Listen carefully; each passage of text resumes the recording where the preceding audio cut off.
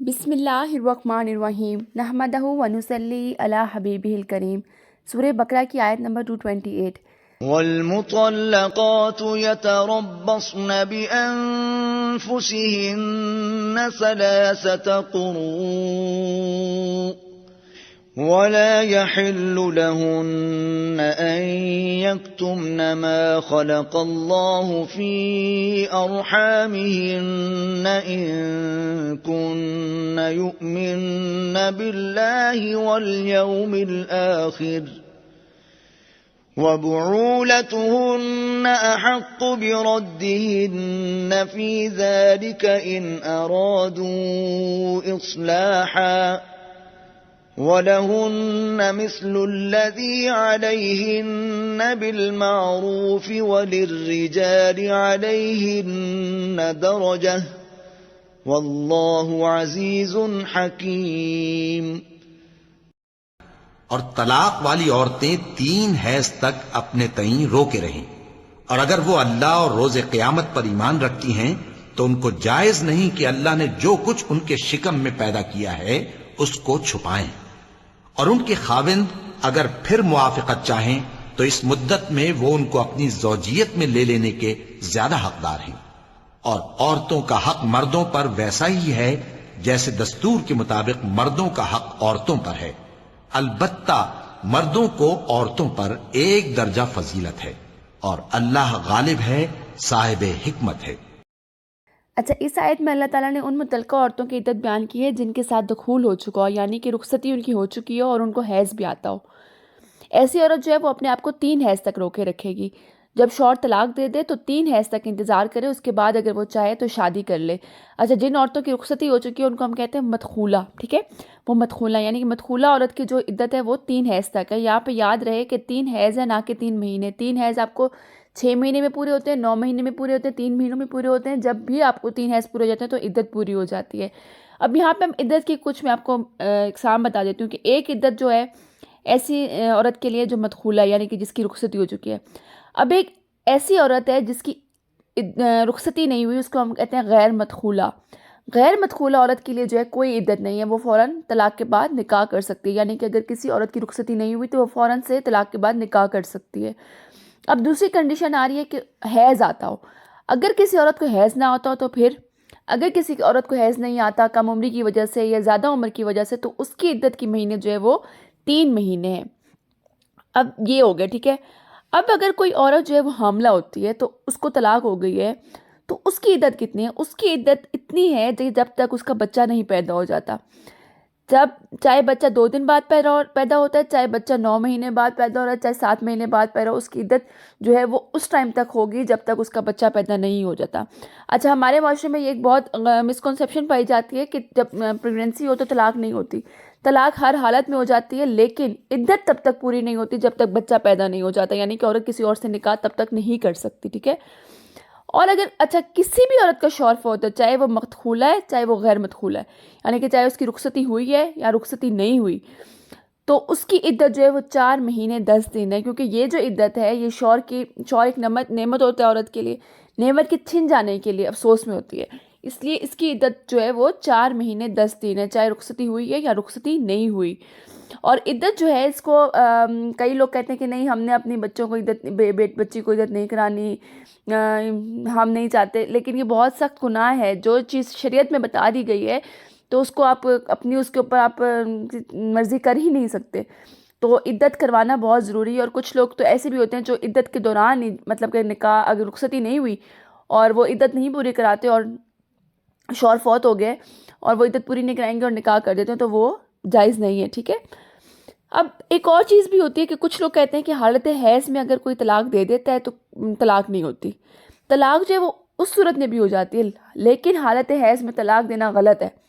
اگر 1 یا 2 طلاقیں ہوں تو رجوع کرنا واجب ہے، لیکن اگر حالت حیض میں 3 طلاقیں دے دیں تو پھر کوئی صورت نہیں بنتی، ٹھیک ہے۔ اچھا، اب اس میں دیکھیں ہم نے اس آیت میں ہم نے کیا ہے کہ ان عورتوں کی عدت جو ہے وہ 3 حیض ہے۔ اسلام میں دیکھیں ہر چیز میں لاجک ہوتی ہے کوئی نہ کوئی۔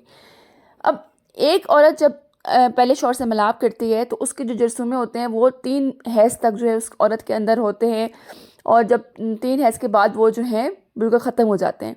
تو دیکھیں جب 3 حیض کے بعد وہ دوسرا نکاح کرتی ہے، اپنے دوسرے شوہر سے ملاپ کرتی ہے، تو پہلے شوہر کے جسم میں جو ہیں وہ بالکل ختم ہو چکے ہوتے ہیں، تو اس سے کوئی بیماری ہیپیٹائٹس اور اس کا خدشہ نہیں ہوتا، ٹھیک ہے. تو یہ ہو گیا. اچھا، اس کے بعد آگے آتا ہے کہ عورت کے لیے یہ حلال نہیں ہے کہ وہ اپنے رحم میں جو کچھ ہے اسے چھپائیں اور غلط بیانی کریں. اس کا مقصد کیا ہے کہ اگر شوہر کا بچہ اس کے پیٹ میں ہے تو دوسرا نکاح وہ کر لیتی ہے، چھپاتی ہے، تو اس سے جو ہے اس بچے کا نسب جو ہے وہ غلط ہو جائے گا، وہ مکس ہو جائے گا. حمل کو چھپائے گی تو بچے کو غیر باپ سے ملائے گی، جس کے بدترین نتائج ہوں گے. ایک تو بچہ جو ہے دیکھیں وراثت سے محروم ہو جائے گا، بچہ جو ہے وہ محرم اور غیر محرم کے رشتوں کے مسائل بنیں گے. تو عورت کو یہ حلال نہیں ہے کہ وہ ان کے پیٹوں میں جو کچھ ہے وہ اس کو چھپائیں.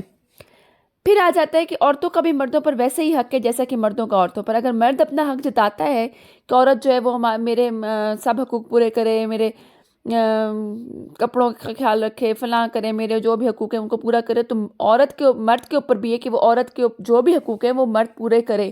یعنی کہ اس کا نان نفقہ، اس کے ساتھ حسن سلوک اور اس کی ذمہ داریاں پوری کرنا وہ مرد کے اوپر بھی ویسے ہی ہے جس طرح عورت کے اوپر ہے کہ وہ مرد کے حقوق پورے کرے. ہاں، اللہ تعالیٰ نے مرد کو کچھ جگہوں میں فضیلت دی ہے، جیسے کہ مقام و مرتبہ میں، اطاعت کا حق رکھنے میں، خرچ کرنے میں، فطری قوتوں میں، میراث میں، طلاق اور رجوع کرنے کے حق میں.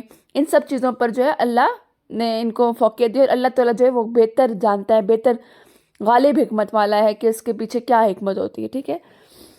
اس کے بعد آ جاتی ہے سورہ بقرہ کی آیت نمبر 229. الطلاق مرتان فإمساكم بمعروف أو تسريح بإحسان ولا يحل لكم أن تأخذوا مما آتيتموهن شيئا إلا أن يخافا ألا يقيما حدود الله فإن خفتم ألا يقيما حدود الله فلا جناح عليهما فيما افتدت به تلك حدود الله فلا تعتدوها ومن يتعد حدود الله فأولئك هم الظالمون. طلاق صرف 2 بار ہے، یعنی جب 2 دفعہ طلاق دے دی جائے تو پھر عورتوں کو یا تو بطریق شائستہ نکاح میں رہنے دینا ہے یا بھلائی کے ساتھ چھوڑ دینا. اور یہ جائز نہیں کہ جو مہر تم ان کو دے چکے ہو اس میں سے کچھ واپس لے لو. ہاں، اگر زن و شوہر کو خوف ہو کہ وہ اللہ کی حدوں کو قائم نہیں رکھ سکیں گے تو اگر عورت خاوند کے ہاتھ سے رہائی پانے کے بدلے میں کچھ دے ڈالے تو دونوں پر کچھ گناہ نہیں. یہ اللہ کی مقرر کی ہوئی حدیں ہیں، ان سے باہر نہ نکلنا، اور جو لوگ اللہ کی حدوں سے باہر نکل جائیں گے وہ گناہگار ہوں گے. اچھا، اس آیت میں کا شان نزول یہ ہے کہ ایک عورت آپ صلی اللہ علیہ وسلم کی خدمت میں حاضر ہوئی اور اس نے عرض کی کہ اس کے شوہر نے کہا ہے کہ وہ اس کو طلاق دیتا اور رجعت کرتا رہے گا. اب ہر مرتبہ جب طلاق کی عدت گزرنے کے قریب ہوگی تو رجعت کر لے گا، پھر طلاق دے گا، پھر رجعت کر لے گا، اسی طرح عمر بھر قید رکھے گا. اب زمانہ جاہلیت میں ایسا ہی ہوتا تھا کہ مرد کیا کرتا تھا، عورت کو ایک طلاق دیتا تھا، پھر جب عدت گزرنے کا ٹائم قریب ہوتا تھا پھر رجوع کر لیتا تھا، پھر طلاق دیتا تھا، پھر رجوع کر لیتا تھا، پھر طلاق دیتا تھا. مطلب کہ وہ عورت کو ساری زندگی اپنے ساتھ لٹکائے رکھتا تھا، معلق رکھتا تھا. تو اس پر یہ آیت نازل ہوئی اور حکم آیا کہ طلاق رجعی جو ہے اس کی بھی مدت وہ 2 بار ہے، اس کی تعداد جو ہے وہ 2 بار تک تم طلاق رجعی دے سکتے ہو، بار بار نہیں. اس کے بعد طلاق دینے پر رجعت کا حق نہیں ہے. 2 طلاقوں کے بعد کیا کرو، یا تو اس کو اچھے طریقے سے اپنے ساتھ رکھ لو، یا اگر چھوڑنا ہے تو پھر بھی عورت کو احسن طریقے سے چھوڑو. یہ نہیں کہ دھکے مار کے نکال دو، ان کے حقوق کے ساتھ چھوڑو. جو کچھ تم نے عورت کو دیا ہے تو تم پر یہ روا نہیں ہے کہ اس میں سے تم کچھ بھی واپس لو. مطلب اگر مرد کو طلاق دیتا ہے تو مہر جو ہے وہ سارا عورت کے پاس ہوگا. ایون کہ جو تحفے تحائف بھی دیے جاتے ہیں وہ بھی مرد کا حق نہیں ہے کہ وہ عورت سے واپس مانگے. اسلام میں تو یہ بھی ہے کہ اگر رخصتی نہیں ہوئی تب بھی مرد کو آدھا مہر ادا کرنا ہوگا. ٹھیک ہے، اب ٹھیک ہے، یہ ہو گیا. اب یہاں پہ ہم نے طلاق کا پڑھ لیا. اب آگے آ رہا ہے کھلا کا بیان. لیکن اگر ان کو لگتا ہے کہ وہ دونوں ساتھ رہتے ہیں اور وہ حدود اللہ کا خیال نہیں رکھ سکیں گے. حدود اللہ کا کیا مطلب ہے کہ جو میاں بیوی کے ایک دوسرے پہ حقوق اور فرائض ہیں ان کو پورا نہیں کر سکیں گے, گناہ گار ہوں گے, یعنی کہ وہ ایک دوسرے کا حق ادا نہیں کر سکیں گے, تو پھر کیا ہے کہ عورت کیا کرے, اپنے خاوند سے علیحدگی حاصل کر لے. لیکن علیحدگی حاصل کرنے کے لیے کیا کنڈیشن ہوگی کہ عورت کو جو مہر دیا گیا عورت وہ مہر جو ہے شوہر کو واپس کر دے گی. یہاں پہ کیا ہے کہ خاوند جو وہ طلاق دینے پر راضی نہیں ہے لیکن عورت نہیں رہنا چاہتی, تو عورت کیا کرے گی, اپنا جو مہر ہے وہ دے کر جان چھڑوا لے گی. خلا کے لیے یہ بہت ضروری ہے کہ عورت جو ہے وہ اپنا مہر معاف کر مہر واپس کرے, کچھ نہ کچھ ودیعہ جو ہے وہ واپس کرے. اگر وہ مہر اپنا لگا بھی چکی ہے تو اس کو وہ رقم واپس کرنی پڑے گی. اچھا, یہاں پہ ایک مسئلہ آتا ہے کہ عورت اگر عدالتی خلا لیتی ہے تو اس کا کیا, اس سے عدالتی خلے سے ہو جاتا ہے, نافذ ہو جاتی ہے, طلاق ہو جاتی ہے. دیکھیں, عدالت میں جب کوئی عورت جاتی ہے خلا کے لیے تو اس میں مختلف وہ پائی جاتی ہیں. کچھ کہتے ہیں امام کے خلا ہو جاتا ہے, لیکن جو زیادہ تر امام ہیں وہ اس چیز کو مانتے ہیں کہ اگر عدالت میں ایک عورت خلا کا کیس دائر کرتی ہے لیکن مرد جو ہے وہ اس کو طلاق نہیں دے رہا, اس پہ سائن نہیں کر رہا, تو اس کو نہیں, عورت جو ہے وہ آزاد نہیں ہوتی, کیونکہ طلاق دینے کا حق جو ہے وہ مرد کو ہی ہے. خلا بھی اگر عورت لینا چاہتی ہے تو طلاق تو مرد نہیں دینی ہے نا, تو جج تو اس کا شور نہیں ہے کہ جج نے حکم نافذ کر دیا تو وہ ہو جائے گی. ٹھیک ہے, تو اس کا بہت سارے لوگ اس طرح سے کرتے ہیں کہ خلا کا کیس دائر کر دیا اور خلا مرد نے آگے سے کوئی رسپانس بھی نہیں دیا, لیکن وہ جو ہے کہتے ہیں کہ بس ہمارا خلا ہو گیا اور عورت کا کہیں اور نکاح کر دیں تو یہ گناہ ہے. ہاں, ایک دو کنڈیشنز اس طرح کی ہیں جس میں خلا ہو جاتا ہے کہ اگر عورت جو ہے وہ مرد قاضی کے پاس جاتی ہے اور اس کو کہتی ہے کہ میرا شوہر جو ہے وہ فلاں کسی جنگ میں گیا یا کہیں بھی گیا ہے, باہر کے ملک گیا اور اس کا کچھ پتہ نہیں ہے, تو میں اس صورت میں کیا کروں. تو وہ پھر جج جو ہے وہ 4 سال تک جو ہے وہ انتظار کا کہتا ہے کہ 4 سال تک تم اس کا انتظار کرو, اگر وہ واپس آ جاتا تو ٹھیک ہے, ورنہ جو ہے تم آزاد ہو جاؤ گی. ٹھیک ہے, یہ کنڈیشن ہوتی ہے. تو زیادہ تر یہی مانا جاتا ہے کہ اس طرح سے خلا نہیں ہوتے, جو ہم کہہ دیتے ہیں کہ عدالتی خلا لے لیا لیکن اگر مرد نے اس پہ سگنیچر نہیں کیے, مرد نے طلاق نہیں دی, کوئی رسپانس نہیں دیا, تو خلا نہیں ہوتے, طلاق نہیں ہوگی. اچھا, بلا وجہ خلا کا مطالبہ جو ہے وہ بھی شریعت میں نہایت ناپسندیدہ عمل ہے. جیسے کہ سیدنا ثوبان رضی اللہ تعالیٰ عنہ سے روایت ہے کہ رسول صلی اللہ علیہ وسلم نے فرمایا, جو عورت بلا وجہ اپنے شوہر سے طلاق کا مطالبہ کرے تو اس پر جنت کی خوشبو حرام ہے. یہ ترمذی کی حدیث ہے. سیدنا عبداللہ بن عباس رضی اللہ عنہ بیان کرتے ہیں کہ ثابت بن قیس کی بیوی نبی صلی اللہ علیہ وسلم کی خدمت میں حاضر ہو کر عرض کرنے لگی,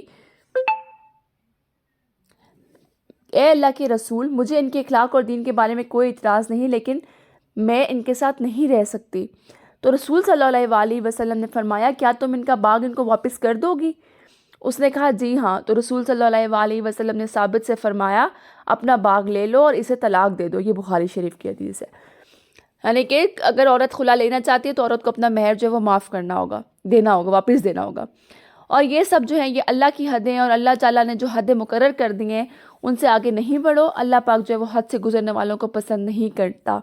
یہاں پہ پھر وہی بات ہے کہ حقوق جو ہے وہ ایک دوسرے کے پورے کرو, اگر نہیں پورے کر سکتے تو پھر یہ 2 راستے ہیں. ٹھیک ہے, آج کا لیسن جو ہم یہیں پہ اینڈ کرتے ہیں. نیکسٹ جو ہم انشاءاللہ اگلی آیت سے آغاز کریں گے. جزاک اللہ خیرن کثیرا.